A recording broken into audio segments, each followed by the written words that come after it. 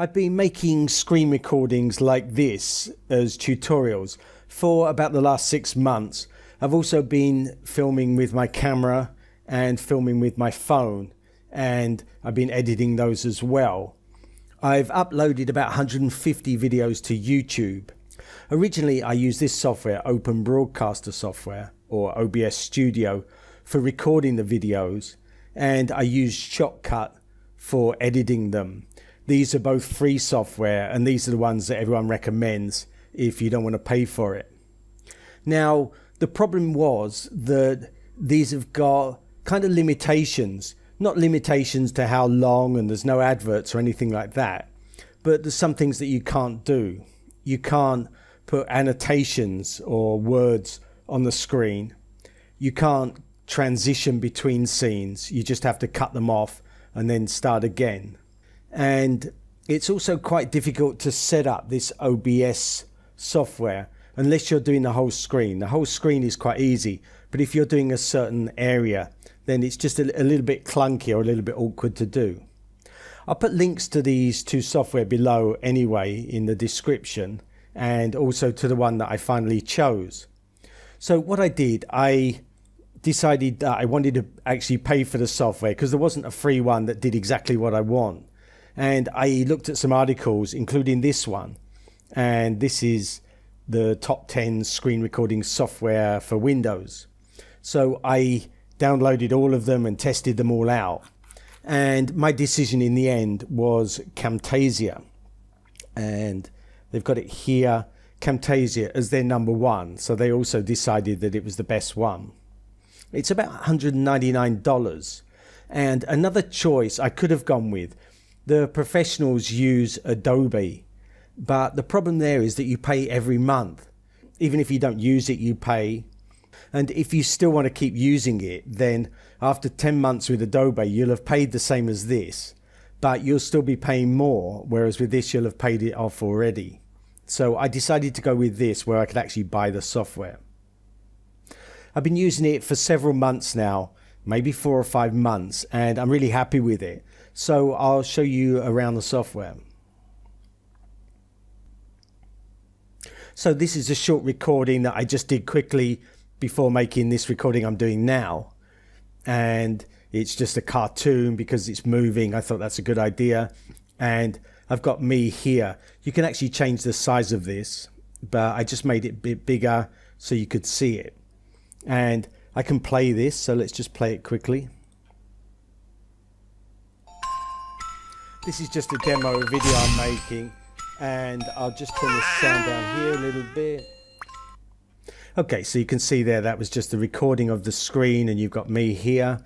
You can move this around this line to go forward or backward. You can cut bits out. Say there's something you don't want, then you just do this, and you can press this here, the scissors, and it cuts it out. I use Control Z to get it back again. And you can also actually cut the whole thing. So you have to make sure that both of them are selected, and then click this one and it cuts them. So you can see here that it cuts it, and then I could delete that side if I want. I'm going to Control Z twice or 3 times just to get that back again and carry on. So I can look at one part. So here, if I click on this top bit, I can adjust this. And if I click on the bottom one, I can adjust this one. Then I can also, with this one here, if I hold the Alt key, I can just crop it. So remove the bit from the top there that I don't need, and the bits from the left and the right, just to make it look better even from the bottom. And then I can move it to the corner, maybe make it a bit smaller. So that's what I normally do, and leave it a bit like that. So you've just got a small picture of me in the corner and then everything else there. So as I say, you can go forward and backwards here. Then you can make this resized. So at the moment everything fits in here, but I can zoom in like that, and then I can be more careful about where I cut it, or I can zoom out so I see everything. If we look at the buttons on the left here, you've got the media. If I right click here, I can import media. So this is my outro. I could import that by double clicking. I could also import images and sound as well.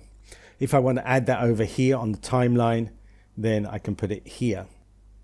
You can also move this onto different tracks. So I can put this on this track, or I can put it on the top track. If I put it over here, then because it's the top one, it's the one that appears. So if I move this line up, as I get to that one, that's what will show here. And that's useful if you have some images, or maybe if you want to cut over to another track and then come back again, you can do that. I can make this smaller by grabbing the end and doing that. And sometimes that's useful if you've got some small clips, you want to cut the end off it or the beginning, and it will just tell you how long it is as well. So that's 5 seconds. Let's move it there. In fact, I'm going to delete that. Click the delete button. Some of the other things you can do are annotations. If I look at that, then you can put this thing here, do some typing. You can go over here and change the color of the text, the color of the background, and also do a border on it, a different color border. You got different shapes, like you got this one. You can also do this different colors. You can change the opacity of it if you don't want any background. You can do that, change the opacity there. The next one down, let's just delete that and delete this one. You can also make these come on and off at different times. So what I do, because this is actually got voice on it and here, if I play this, it's going to get confusing because my voice is on here and this one as well. If I right mouse, I can either separate the audio and video and delete it, or I can edit the audio. So I'm going to edit it and make it quieter. In fact, turn it off there, and do the same with this one. Turn the sound off. And then I'm going to bring this down here just to show you. If I bring the timeline before that one and then play, then you'll see there's nothing at the moment. Then this appears and it will stay on there for 5 seconds and then come off again. So you can do those annotations.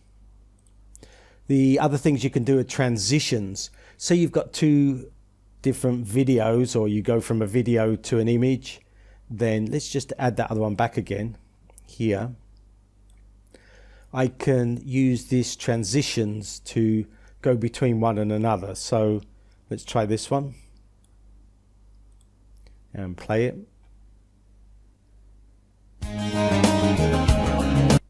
So you can see that just cuts from one to another, and there are so many different ones here. You can flip, you can fold it over, roll the page, turn the page, have a ripple effect like you're dreaming, slide it out, slide it to the right, do a spiral, stretch it, do a cube, dissolve it, make a glow, pixelate, just everything that you could think of really to cut from one scene to another.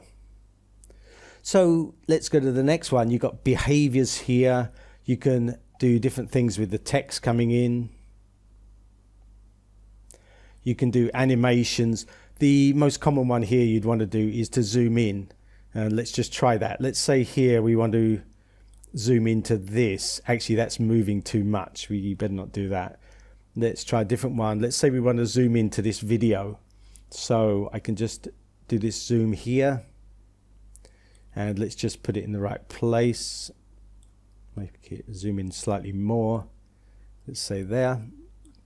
And let's play it back. You can adjust it by moving these arrows.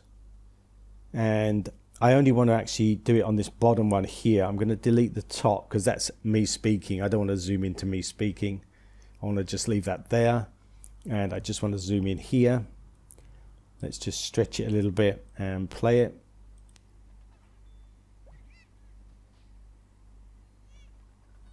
So that's useful if you want to demonstrate something and just give a bit more detail. It's quite good, and it just makes it more interesting when you're doing the video. I don't actually use it that much, but I use it occasionally. Let's carry on. So other things you've got are cursor effects, which I don't normally use, and you can narrate a voice to go along with something, but I also don't use that.